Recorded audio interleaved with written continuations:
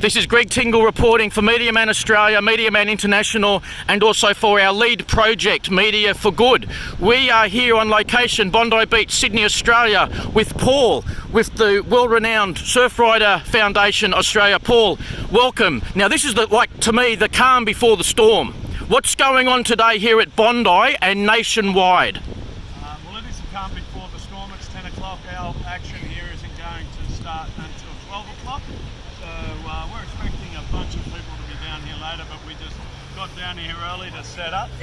But there's over 50 paddle outs occurring right around Australia, as far north, I believe, as Agnes Waters in the north of Queensland, all the way around to Perth, and maybe even further up, I'm not sure, but we've got at least 50 paddle outs. And what we are doing is raising awareness of the fact that we as Australians don't want to have Equinor, a Norwegian oil company, to be drilling in the Great Australian Bight. Yeah, well, it's great that Surfrider is involved, and of course it's been said and written many times, surfers by default are somewhat like natural environmentalists. I mean, they do have an interest because you don't want to be paddling around in rubbish out there or dangerous, and generally we're just like nature aware. But I mean, this is for everybody, I think, in Australia and the world that actually cares about health and the environment and everything else. So what's a quick background of the Surfrider Foundation, and how did they decide to really get behind this with the clean oceans and safety? So whether it was No Way Equinor, or if you've got the Bight situation, we know about the reef deterioration in northern Queensland. So what was a bit of a background about how Surfrider got involved in all that? Well, Surfrider Foundation has been here in Australia for 25 years. It was originated in Malibu Beach in California, where a group of concerned individuals were basically standing up against a development that was occurring in the wetlands just there on the beach. There's actually a river that comes out at Malibu, which gives it its wave and everything, but there's also some wetlands that were involved in that. There was a whole bunch of biodiversity in that area, and so they banded together to protect that part of land, and they were successful in that action, and that was when Surfrider was born. Great. We brought it to Australia here 25 years ago, and our main pillars are to care for oceans and beaches and the environment, and also as part of that it's to ensure that we maintain or provide access to surfing waves and to stop development where they might encroach and destroy waves. So part of all of that is looking after the environment, as you said. We've got programs that are all about stopping single-use plastic. We've got other programs which are to, like I said, save waves. For example, on King Island at the moment, we're trying to stop salmon farming in that area to ensure that one of the great waves and pristine coastlines is saved from the problems that are associated with salmon farming. And then this sort of action, which Surfrider Foundation is part of a cohort of 5 environmental groups, and we got together. We heard that Equinor were wanting to do this, and we all decided that as single groups we didn't have as big a mouthpiece as if we all got together. Yeah. and combined our collective forces. Yes. And made an alliance, which is the Fight for the Bight Alliance, which is the overseer of this. Surfrider is one of the big pillars of this because it's our insurances that are enabling us to do it in a safe way. Yes. At all the places, but the other groups certainly are part of the pillar of 5 alliance. Great. Yeah, well, as I say, strength in numbers and all of that. And if you've got people on the same page, it's more than just, that's only Surfrider Foundation, or that's only this. It's all of a sudden, it's people across a variety of spectrums and so on. One thing that I've read and heard in various places, and I thought it was quite interesting, is a couple of big mining companies globally actually politely declined the opportunity to mine off the Bight. And I found that, so I found that quite interesting, and I found that gave even more groundswell, or if you want to say credibility or whatever, to what we're doing here, because these very big mining companies do not say no to multiple millions, if not, I don't know whether it got to a billion, but let's just say multiple millions very easily, especially in this economic environment.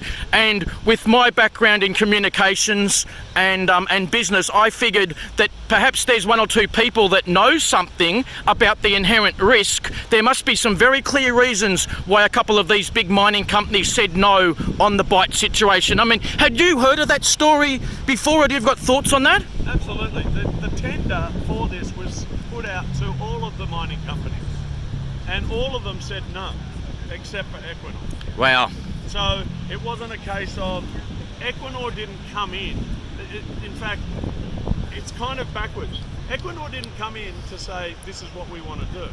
Australia put out the thing saying, this is what we think, this is where we think we might be up. And when I say Australia, obviously the Australian government put out the word that, hey, we're looking at allowing some licenses in the Great Australian Bight. Who's interested? They all looked at it. They all said no because they thought it was too dangerous. Equinor have put up their hand. Wow. Do we have an idea about what that proposed contract is actually worth monetary? Forgetting about the damage for a minute, how much are they likely to make from it if it is a success? And it isn't if, nothing's guaranteed until it... I mean, what do you think they're going to make out of it money-wise? We know it's done the image damage, but... It'd have to be in the billions. Right. Because obviously it's costing them... I don't know how far they've gone along the track, but it would have cost them millions already to do, their plans and all that sort of stuff.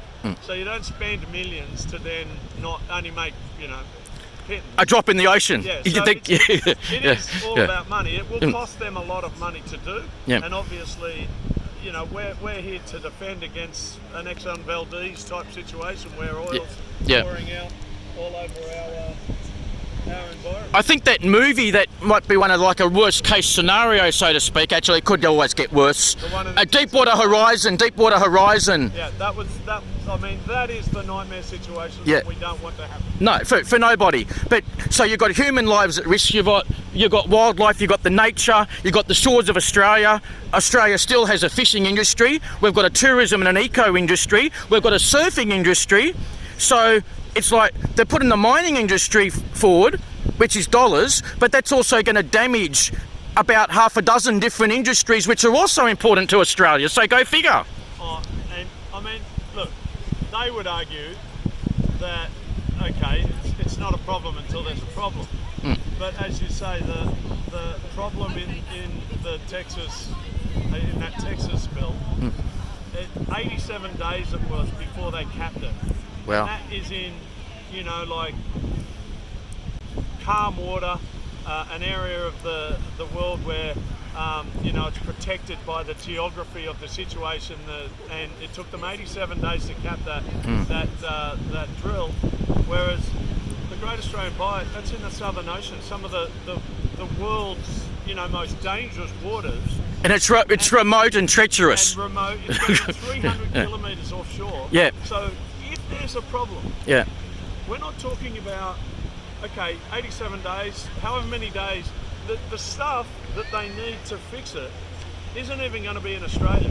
If there's a problem, the nearest, I'm not Mr. Miner. Or scientist, the nearest thing that they're going to have, they've got to fly it from Singapore. So that's a long flight. So that's where this is where it's coming from. Yeah. And then they've got to get it there, 300 kilometres offshore. Anyway, we don't want an accident. We know the potential damage. It could potentially kill a lot of people, and then you've got the wildlife, but people as well. Yep. But look, most Australians are very environmentally aware. People just want to do what's right for Australia and what's right for the people, nature, people, fish, everything. So look, it's going to be another successful event. This is the calm before the storm. There will be a few hundred people later here. We know this based on the past years of experience. Yep. We're going to have a good time as well, and but we're also going to keep up the good fight. So we'll file this early report, and thank you very much for joining us today, Paul. No worries. Fight for the boat.